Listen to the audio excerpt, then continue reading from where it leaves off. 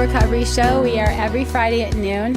And wow, we have over 50 episodes. It's just been amazing. I'm just super, super grateful to PHLV Radio here in Las Vegas for giving us this opportunity. They believed in the vision and have so 100% supported this. And I'm immensely grateful for everything that Johan specifically has done to not just to help me to be able to do this, but I've grown so much in this process. I remember when I first started, I was, oh my God, I can't make a mistake. And he's just like, relax, people want to see you human. And so, I don't know, maybe episode 2 or 3, I started to maybe lighten up a little bit and get to a place where I was starting to understand the wisdom in what he was saying. And, today's topic really speaks to that for me. The topic of emotional sobriety. Growing up for me, I had a very strong aversion to the whole idea of feeling anything other than nothing or peace, and I actually didn't even know what peace felt like. And anyway, in my house, people would be angry or depressed, and there wasn't really much else besides that. Every once in a while, there would be laughter, but it would be awkward and nervous laughter because there was just so much alcoholism, so much dysfunction, so many people walking around with their skin on inside out, irritated easily and blowing up and shaming each other, etc.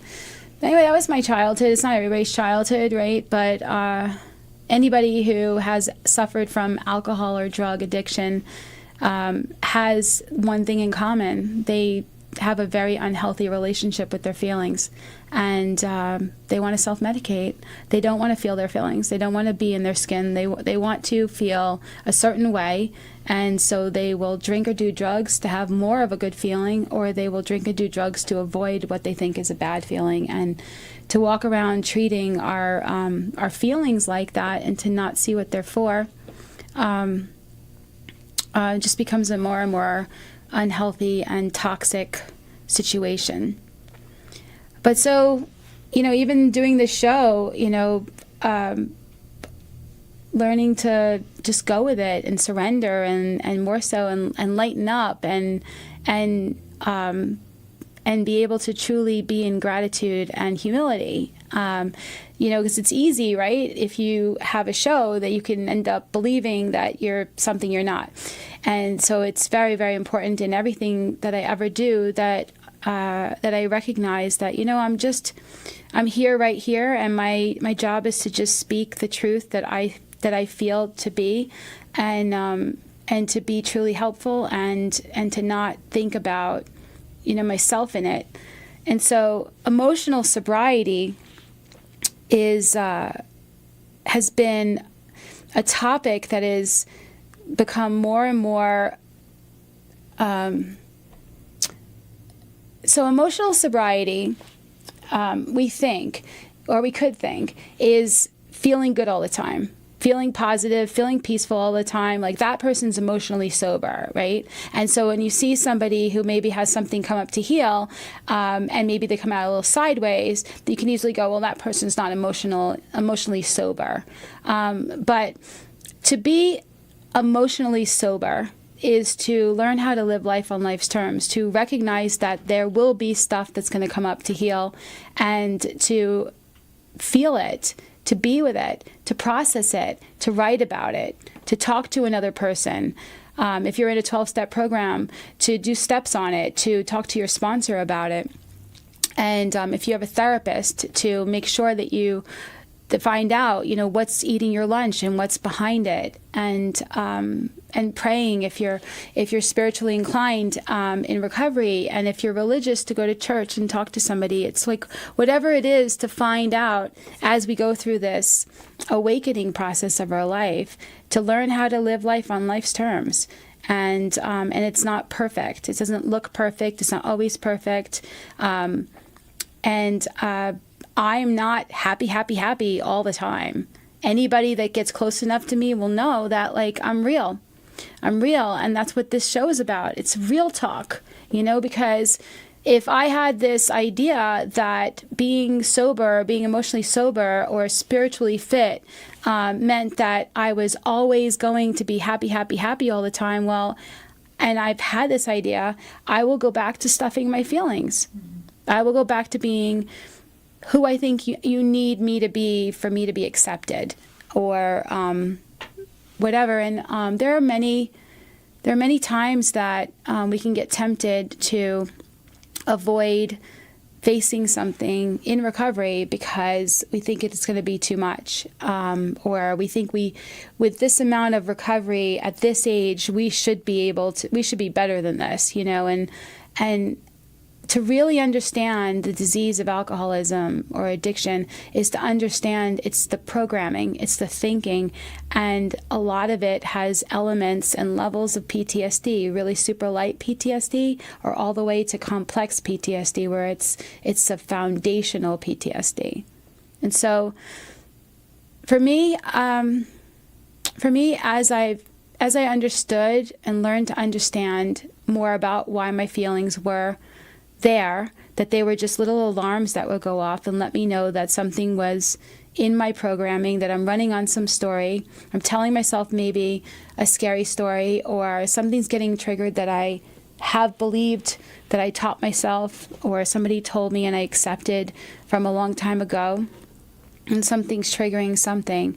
It'll take whatever calmness I would have otherwise be experiencing the situation, and it will take it and it will raise it to a level of importance, and it will give it a charge, and I will not be the spiritually walk on water version of myself. I will not, in fact, my most peaceful, my most spiritually fit, my most helpful is when I am sincerely surrendered to my higher power, to my intuition. I have let go of the results of everything.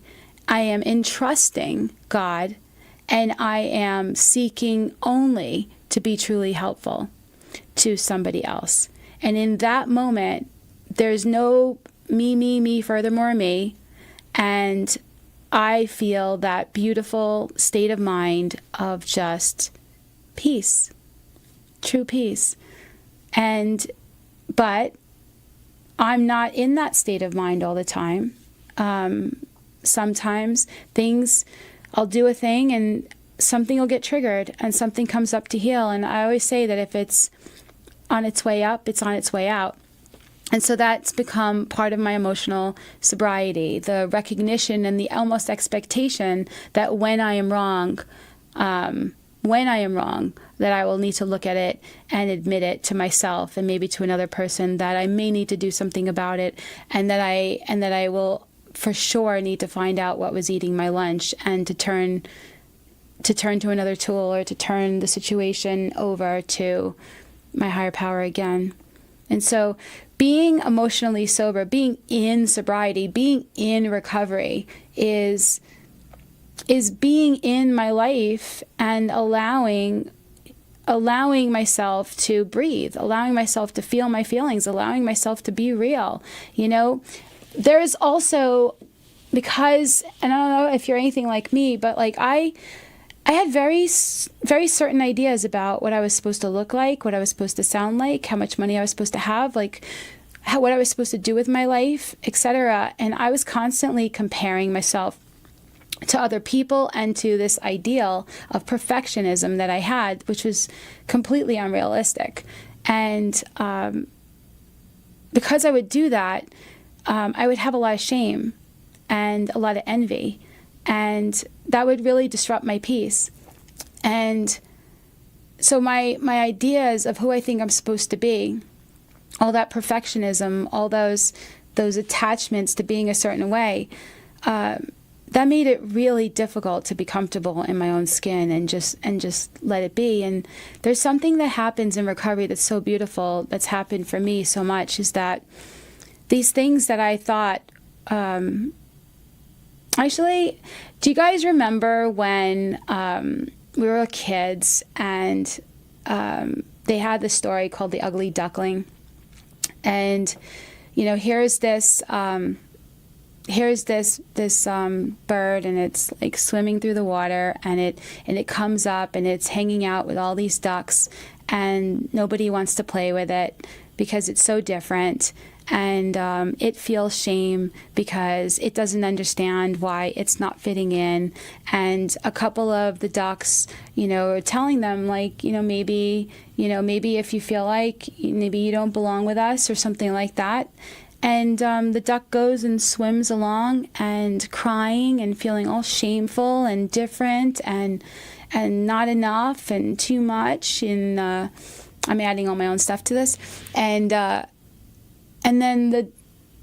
then finds a whole bunch of other birds gliding across the water, and they're swans. And this one swan comes up to this duck, right, and looks right next to it in the water and sees a reflection and says, "Oh, why are you crying?" And the duck says, "Because I'm an ugly duckling." And then the swan says, "No, you're not. You're a swan." And then the duck looks back in the water and sees that it looks identical to the swan that's sitting next to it in the water and that's swimming next to it. And that little childhood tale, to me, is, I feel like, what happens in emotional sobriety. Like, we go from feeling like we don't fit in, we're feeling so disconnected, so like toxically different, and we can't appreciate ourselves. We can't allow ourselves to beat to our own drum and really feel a sense of like peace in it. And if we are, our acting out, our drinking, our doing drugs is giving us the courage to like be our own person, right? But to really not need alcohol and drugs and not the party atmosphere and not being the person that goes against everything, but to be able to join, to be able to be with people, to be able to be comfortable in our own skin is to shift from that mental mind space of believing that we are terminally unique and that there's something wrong with us, that we are the ugly ducklings, right? And to see that we are the swans, and that we are beautiful in our own right. And like, some of the most beautiful people I've ever met in my life are people who have had to recover from grave levels of addiction and illness and PTSD. And the light that comes through when we're authentic and we're honest with ourselves in really like saying, you know what, I'm not better than, I'm not less than. There are just things about me that might be different in how I express, but ultimately we are all the same. And it's a very inclusive thought process that allows for people to feel their feelings and to have their own experiences and to make mistakes and to do things that other people may not agree with. They don't have to, because we're in an environment where everybody is trying to find who they are and wanting to support each other and finding their highest good, right, to different levels. And so, emotional sobriety in the beginning did not have that kind of definition for me. Emotional sobriety, when I was new to recovery, was about how to control my feelings. It's almost kind of funny because we have this thing where we, if we're in recovery and we're new, we want to know, like, okay, I'm not sure I want to stop drinking or doing drugs. Can you just teach me how to do that without having all the roller coaster and the bad consequences?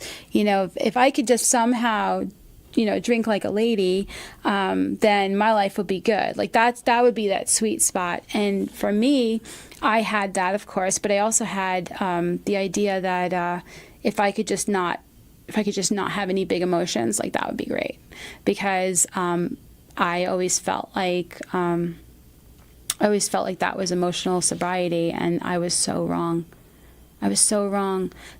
They say that the mind that has to control their drinking can't enjoy their drinking, and the mind that enjoys the drinking can't control it. Well, the mind that has to control their thinking, their feelings, can't have peace, because we're coming from a sense of like, I need to be other than I am. I need to feel something other than I do. And that going and resisting what's really happening creates such an inner conflict that there is no peace. It's paradoxical that only in that infinite patience do we get that immediate result. Only in the surrender do we get the feeling like it's okay, that it's that we don't have to fight harder, that we have to let go, and but let go, not give up, let go to the solution. And so like over the years, there's been things that someone like me, with the programming I had to learn to think differently, or I wasn't going to make it.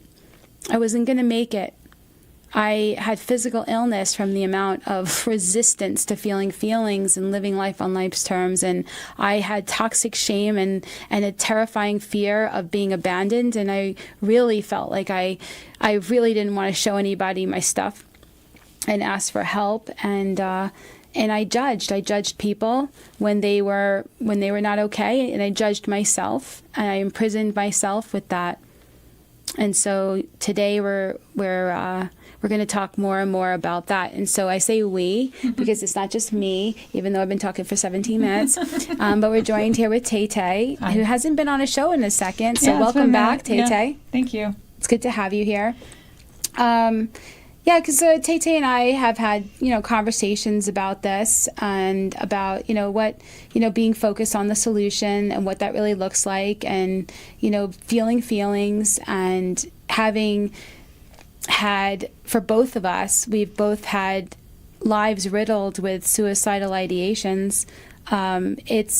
It's been much akin to taking a tractor trailer that's going 90 miles per hour down one highway and going, oops, we have to go completely in the opposite direction and change all of my thinking, because the way I'm thinking is making me suicidal. And the way I'm resisting feeling feelings and I'm not using healthier tools is going to keep bringing me to that brink. And so I've had to do a lot. We both had to do a lot of healing from suicidal obsession and negative thinking. And how do you do that? Because I'll say this last thing. A lot of times when people are suicidal, it's because they're so resistant to feeling feelings on a regular basis that they'll stuff them and try to be better than they are, being positive, air quote, and it builds up, and the mind goes, but that's not the truth, until something happens, some little straw that breaks the camel's back, something that maybe seems insignificant to other people, and then people like us who would stuff our feelings and try to be perfect and on and good and positive completely crumble and just want to die.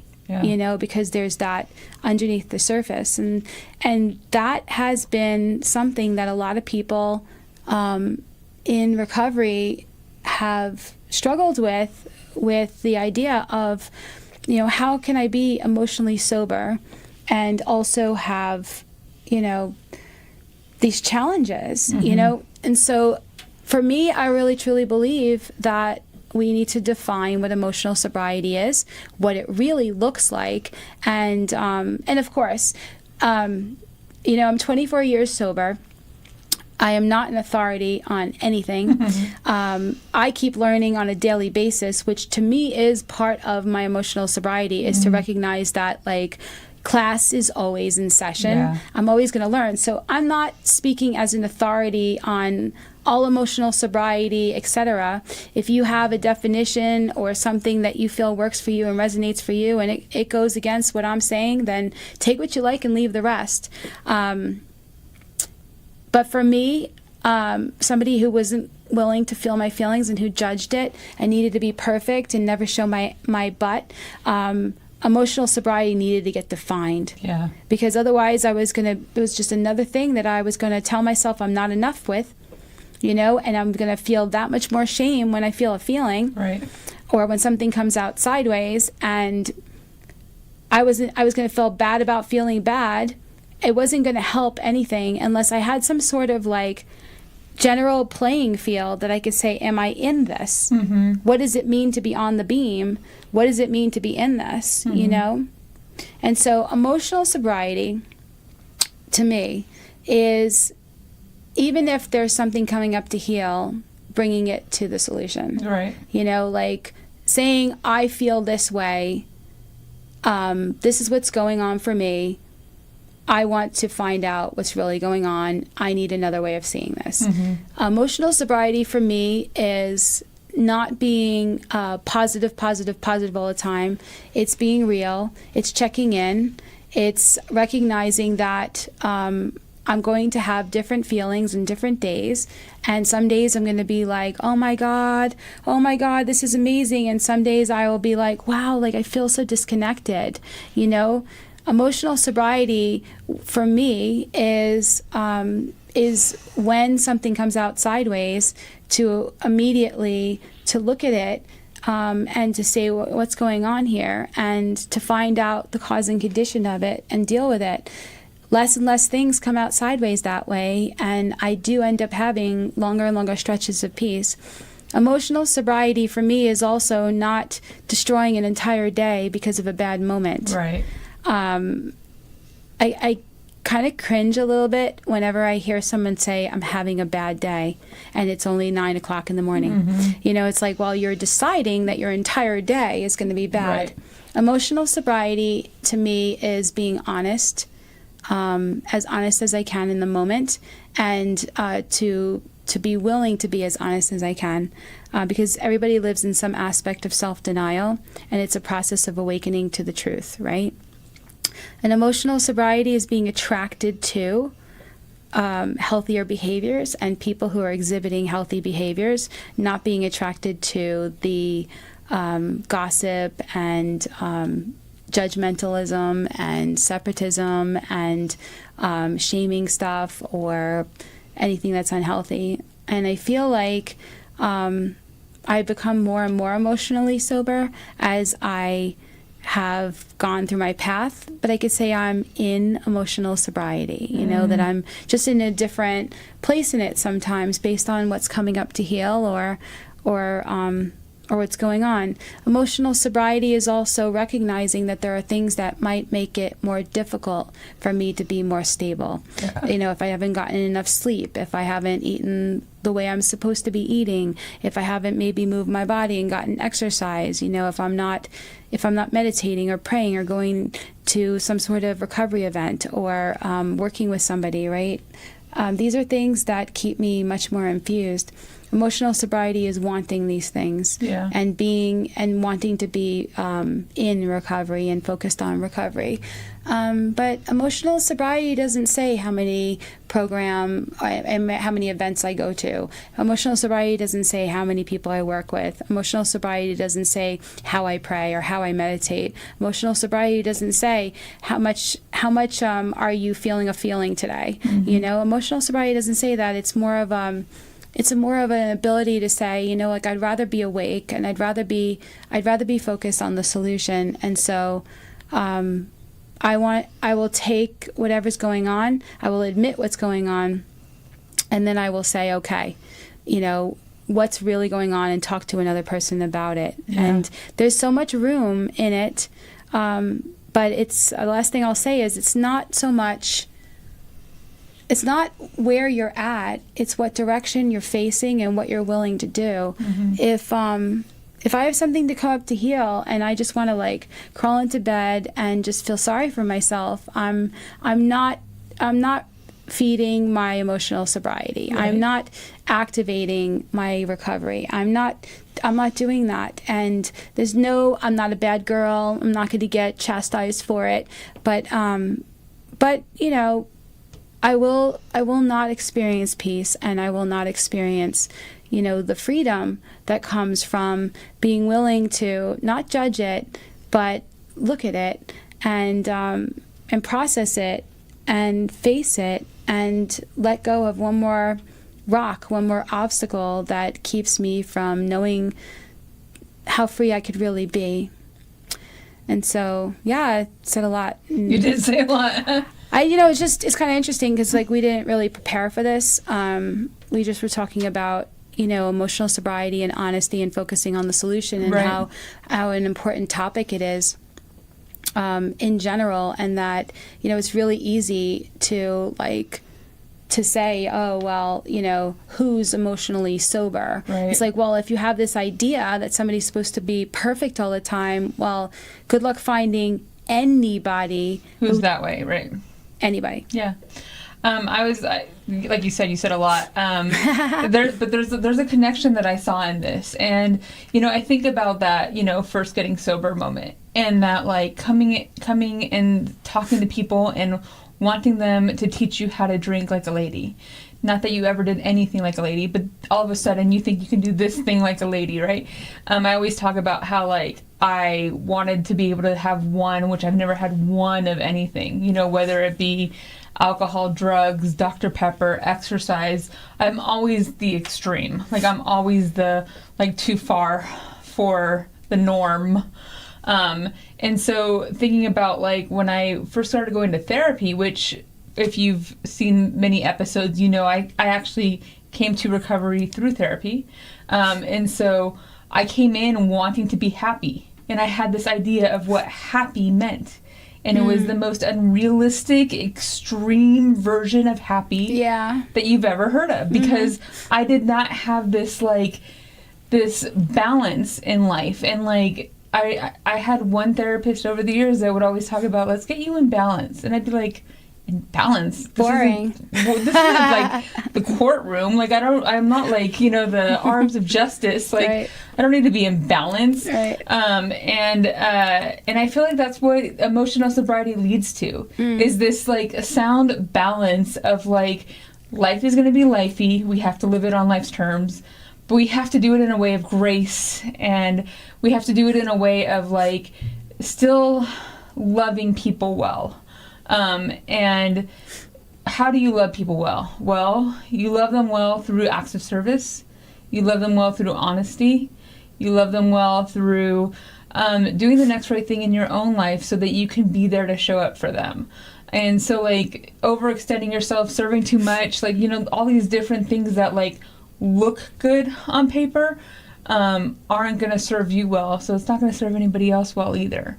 And I think of, like, progress, not perfection, that, it's okay to have, like, healthy ideals of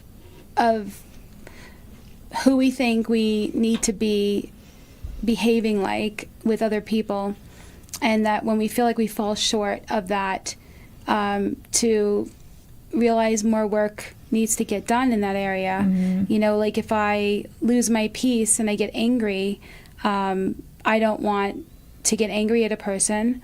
I don't want the tension in my body. I don't want it to drain me. And that's not how I want to behave with people. And so because of that, I will see that. But instead of, like, judging myself as, oh my God, I can't believe that I got angry, I will go, what was I telling myself? What's going on that's triggering me? Why am I feeling like this person has my power? Because nobody ultimately does. And to heal it, right? And that's been a big transformation for me, because I've had major anger issues in my life. Yeah. I've had, I grew up in a raging house. Yeah. It was a violent house. We had holes punched in walls. My door hung off its hinges to my bedroom, and I believed I wasn't going to live through my childhood. And because I felt like I was going to be either neglected too much or beaten too hard, or I was going to kill myself because I was so miserable. And I wanted to die when I was 12, like, officially. Thought about it before, but whatever.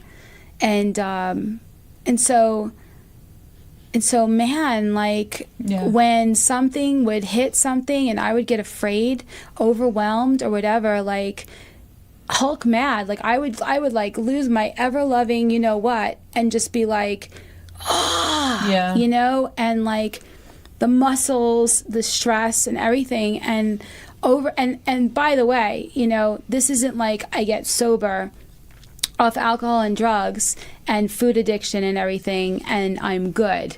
And like, oh, Lisa was just this way when she drank or did drugs. No, I drank and did drugs and ate food to self-medicate and manage my emotionality so that I somehow could stop myself from becoming too depressed or too angry. Like, I promise you, I was like my own pharmacist because I was scared of myself. I was so uncomfortable and I was scared of myself. So it's over time, it's transitioned to being finally having self-love and compassion and understanding that all rage is terror, all anger is fear. And it ultimately is a lack of full faith in my higher power, and some story I'm running on that makes me pull back, take responsibility for my own whatever, and say, okay, what's eating my lunch? What's going on with me? And looking at my own paper, not trying to control and try to change what the other person's doing. Right, and oh, you said a lot again. But the thing I wanted to say was, you know, I feel like all of us were our own pharmacists because we were trying to not feel the feeling that whatever the thing was that was eating our lunch was making us feel. And, you know, you talked a lot about suicidality and like how we both had those suicidal ideations most of our lives, and how, you know, in therapy circles, it's referred to as a permanent solution to a temporary problem. Right. And, you know, that's in recovery, they say that too. Yeah, in most circles, they say that nowadays. It's true.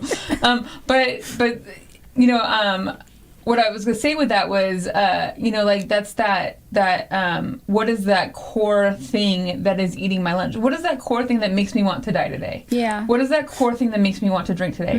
What is that core thing that makes me feel like I look in the mirror and nothing fits me? Like, what is the core thing that makes me feel like I'm the ugliest person on the planet? Or like I need to do 4 more miles because I'm just not good enough? Or, you know, like what is that thing? Yeah. And you know, getting to that root is where the solution lies. And for me, talking about being in solution is hard because my natural bend is dramatizing everything and making everything and making everything dramatic and travesty. We've had it because I've known Tay for years, and so oftentimes like people will like join with people that are like the perfect triggers for each other's stuff. And so like, so here I am, this like alpha, right? And like she wants to have it perfect and she blah, blah, blah, blah. And so like, but I also want you to fix me. Right. And she wants to be a fixer. And so we've gone through a lot. So, and so like, you know, for me, like, I want peace. I want, I feel like I just channeled my dad. I want peace, you know? But I want peace. I want calm. I want simple. I say I want these things. And then, she'll like come up with a whole story and like assume a couple of things and dramatize it.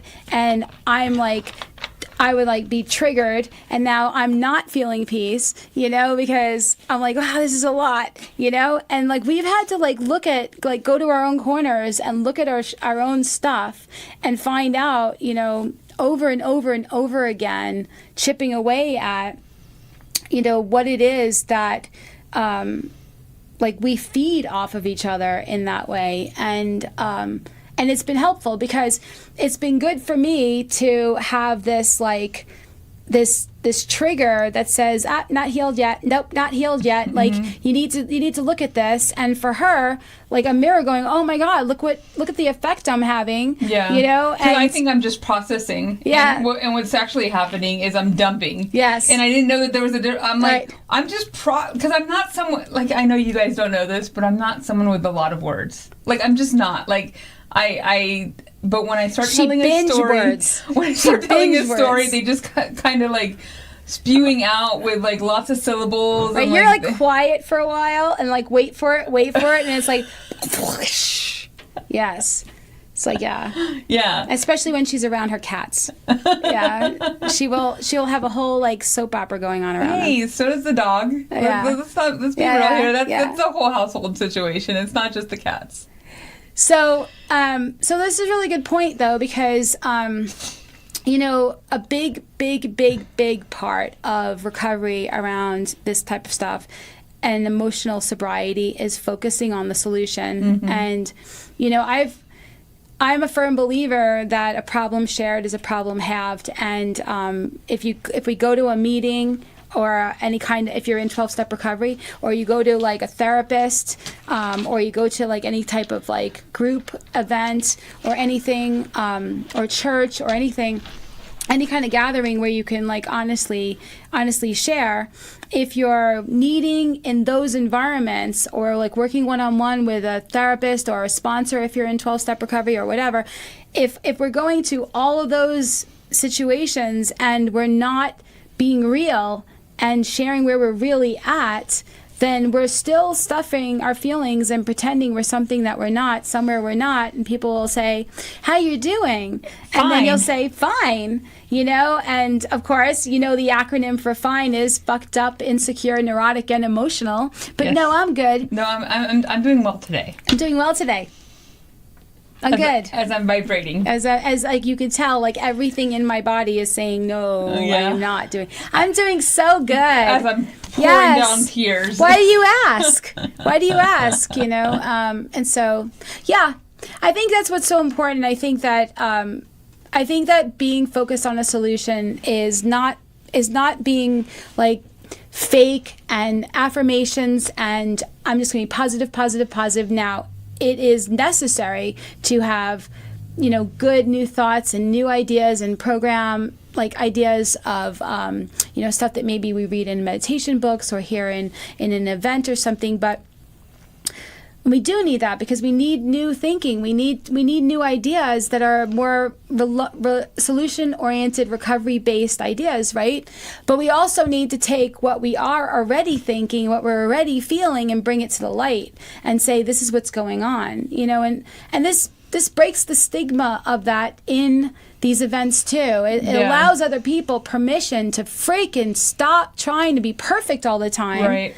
And be real. Like I go to some of these groups, and it's crazy how much people want to top each other sometimes. Right. And you're spiritual, I'm spiritual. You're happy, I'm happy. Yeah. You know, and that when somebody goes and they share something real, you know, it doesn't have to be where they're like focused on the problem. Right. Focusing on the problem is basically giving the narrative where there's no solution and no God. Like, this sucks. My job sucks. I hate my life. This sucks. I don't even know why I'm here. Yeah. You know, this doesn't work. This doesn't work. You know, God's a joke. Fake.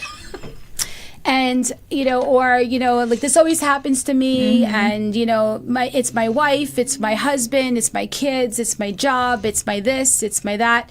And like blaming everything for my lack of peace. That's focused on the problem.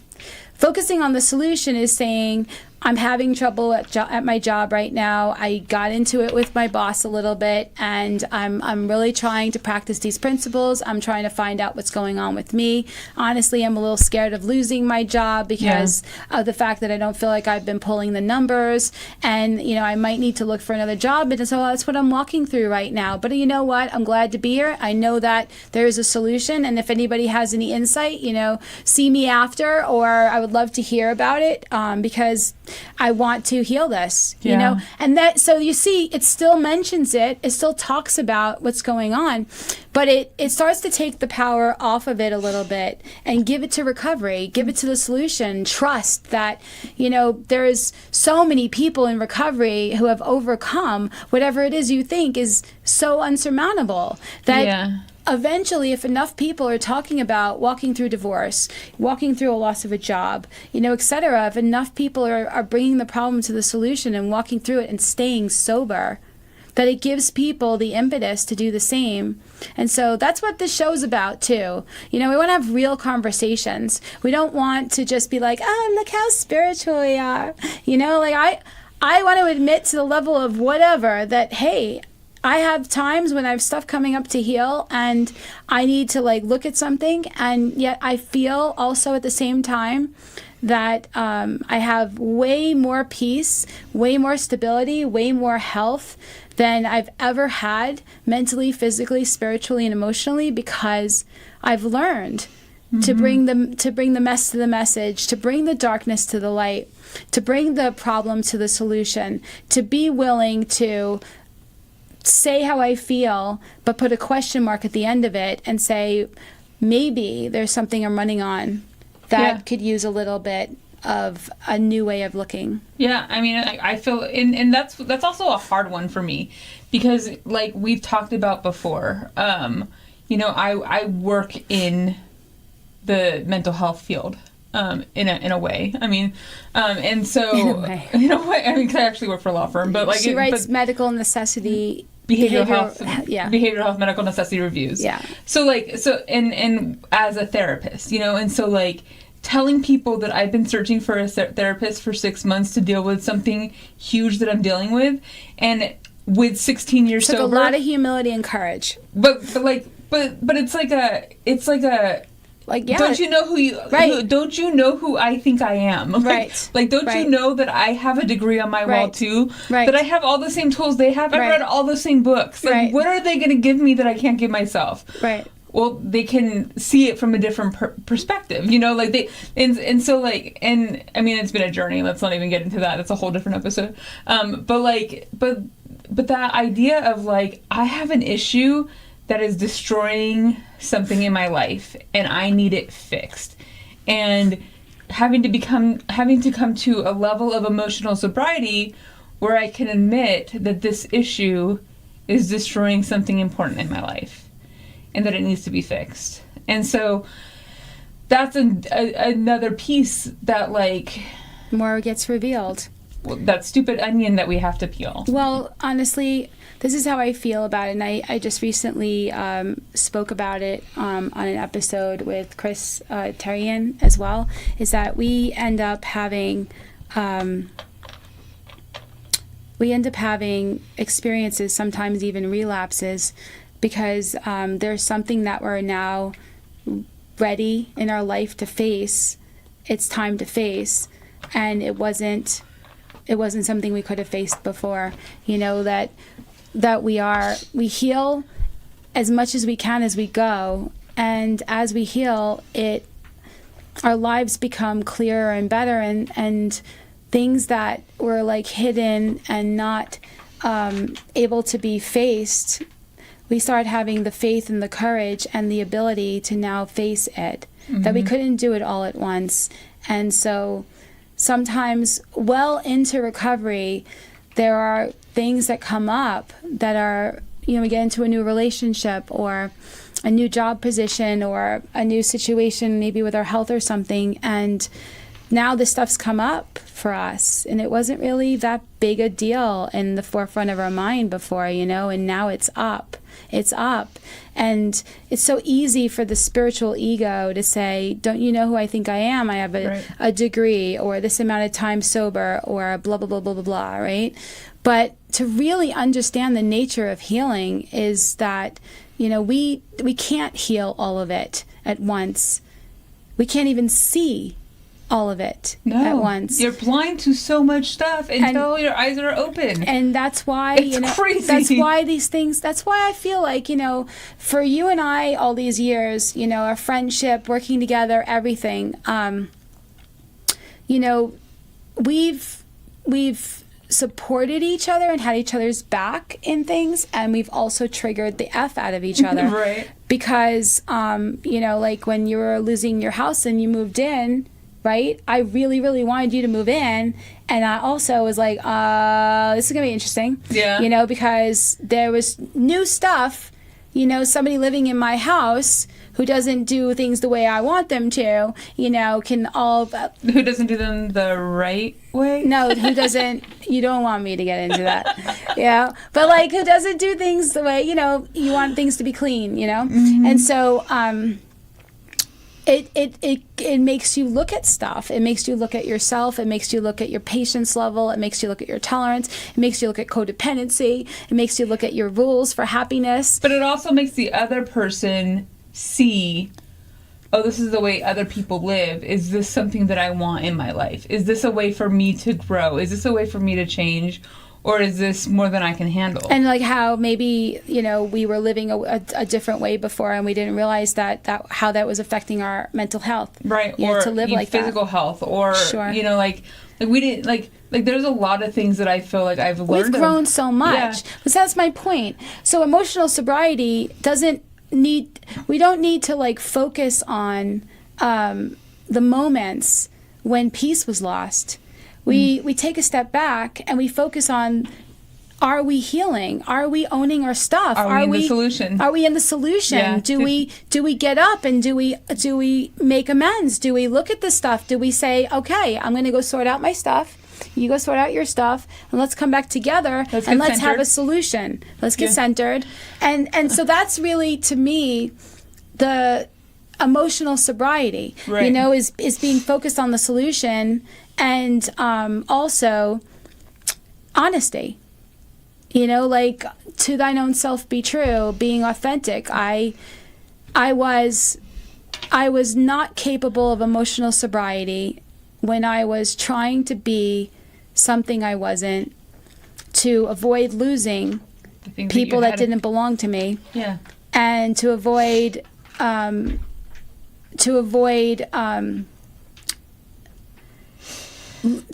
not getting all the things that I thought I needed to control my life and control myself to get. And I was running on stories all the time, stories. And when you believe everything that your head says, mm-hmm. and then you go and you activate, you go into this life and you try to be everything you think you're supposed to be, I promise you're not going to be emotionally sober. There's no way for you to be emotionally sober because you're literally, by very definition, running on self, running on a story. It's not even the reality. And so why is it so important that in emotional sobriety we have honesty as our core value?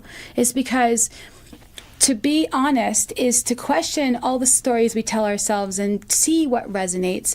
To be honest is to recognize we can't be that person that we are trying to be all the time and control the results of everything. To be honest with ourselves is to admit when we have a problem and to want to do something about it, right, rather than stuffing our feelings and avoiding facing it. Emotional sobriety is based on honesty. And so if we're going to be dishonest with ourselves and with other people, we're going to have a lot of drama. Right. People aren't going to be trusting us, but we're not going to be able to trust ourselves, and we're certainly not going to be able to trust God, because our connection with God, our awareness, our intuitive inner knowing is a channel of honesty. And if anything dishonest is in there, we will be disconnected from God, we will be disconnected from other people, we'll be disconnected from our true self, and in that state of mind is the opposite of emotional sobriety. Right. It's anywhere but here, anytime but now, anybody but you, anybody but me. Who do I need to be? What do I need to do? I'm ready. Yeah. Bring it on. And war. Right. It's not emotional sobriety. Emotional sobriety wants peace. Yeah. It values peace. Emotional sobriety values serenity. That I am not going to attach my serenity to any person, place, or thing being a certain way for me to be okay. Emotional sobriety says I value my sobriety first. Mm-hmm. That if something seems to threaten it, they go, not my sobriety. Right. Well, and I mean that honest piece. Like, I feel like I would say the majority of people in long-term recovery, we lied in our addiction. I mean, like even if it was just to ourselves saying that what our behavior was okay, right? Or that nobody knows, that nobody noticed, that nobody's getting hurt, nobody else is getting hurt. Right. This is just to myself. It's not that big deal. It's not everybody does it. Yeah, that was all stuff that we said in our sobriety. Right. But we also manipulated our addiction. We also manipulated. We also manipulated to get what we wanted, to get who we wanted, to get how we wanted, to do what we wanted. Like there was another level to that. So getting sober or getting clean or stopping using or going to therapy, you're at a disadvantage because you're used to lying. Yeah. And I'm someone that I learned very young that it was much better to tell you the story you wanted to hear than to tell you the truth. And it was very hard, and sometimes still is hard, for me not to tell you what I think you want to hear. Like, it just is. And I actually sometimes will sit there and say, is what I'm about to say the truth?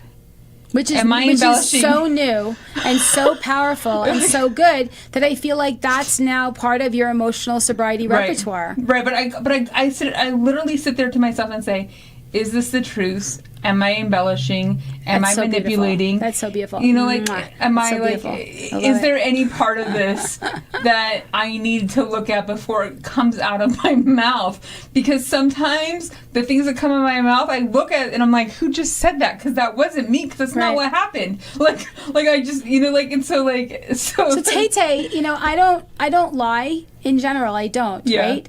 And I used to, right?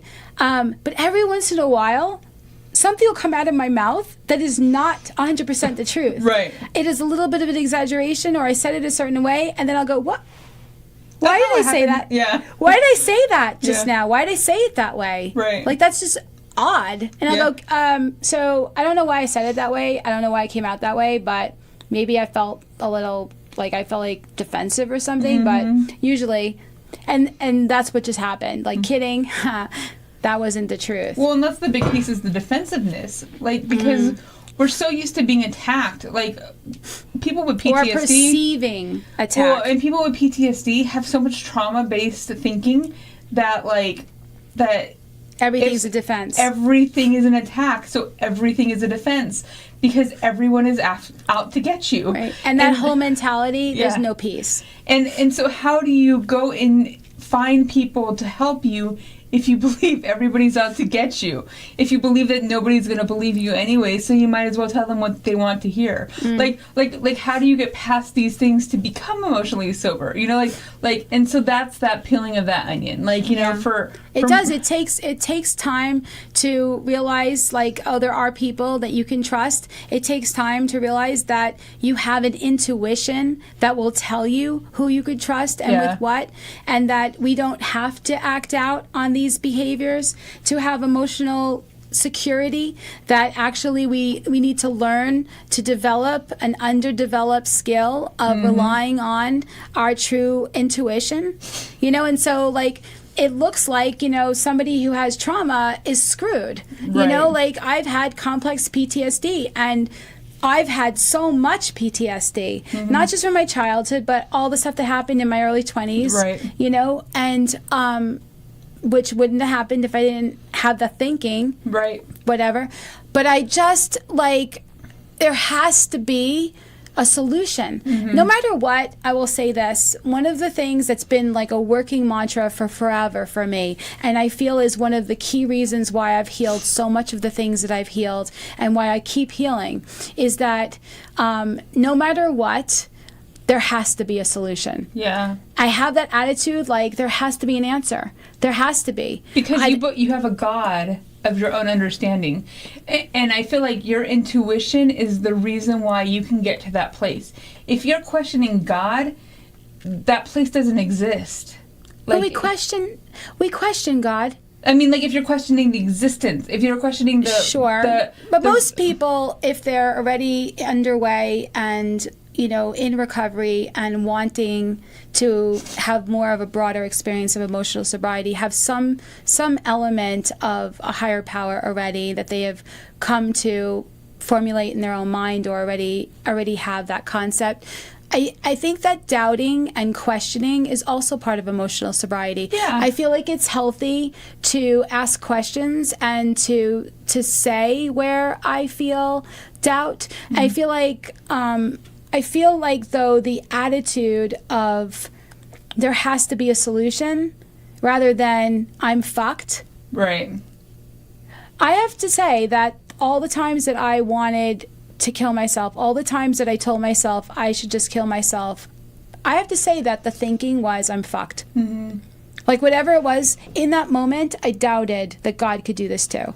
Right. I doubted that there could be a miracle for me in this. You know, whatever it is. And I think I just had an aha because I have a really close friend of mine that has been dealing with some suicidal stuff. And I feel like the narrative that he's telling himself is I'm fucked, you know, even though he's not necessarily somebody who curses, but like something like that, right?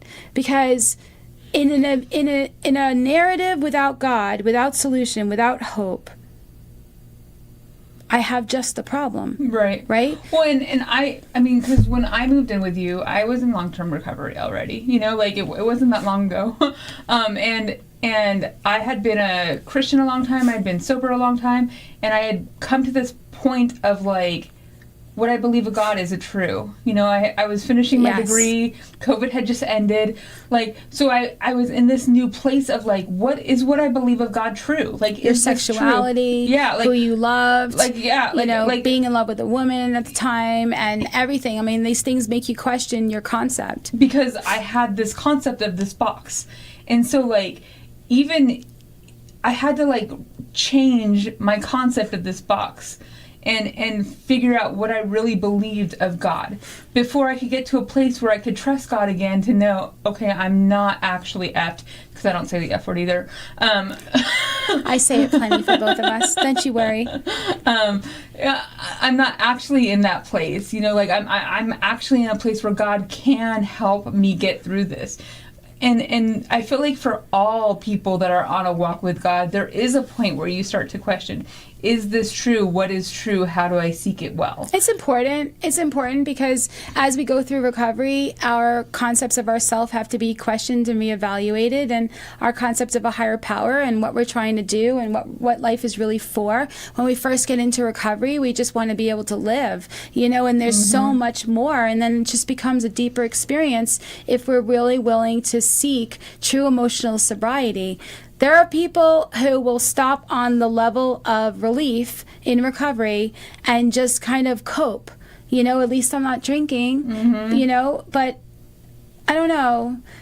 Everybody is going to do what they're ready to do for their spiritual process. And but emotional sobriety doesn't compare. Right. It doesn't say that. I mean, you can see when someone's not working their program from a perspective of their attitude is just shit. Yeah. You know, and they don't do anything. Right. They don't go to the events. They don't really work on themselves.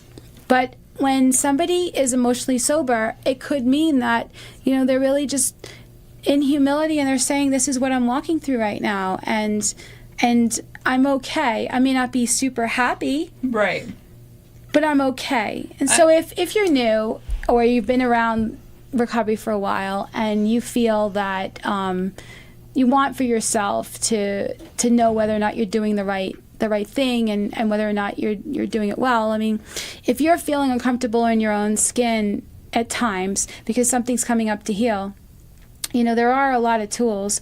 There are books, there are meditation books, there's you know, therapy, etc. that we could do, but also, you know, avail yourself of things that you can do to help yourself heal. But my recommendation is something that, you know, I would have really loved to get this message years ago is, you know, let yourself be human.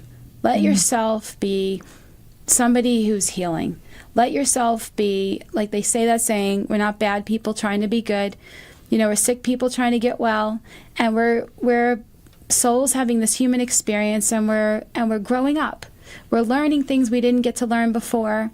It becomes exciting, and it becomes a new life, a new path, a new way to be able to do things and experience things that we never could before. So thank you so much.